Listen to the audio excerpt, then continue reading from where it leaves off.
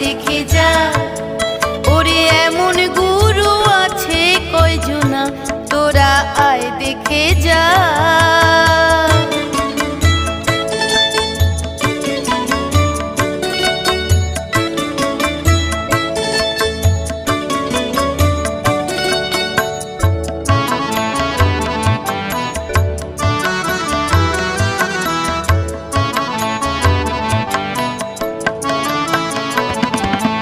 নতুন মানুষ ঈশ্বরে কাছে দীক্ষা নিলেই বুঝতে পাবে কি গুপ্তধন সেথায় আছে।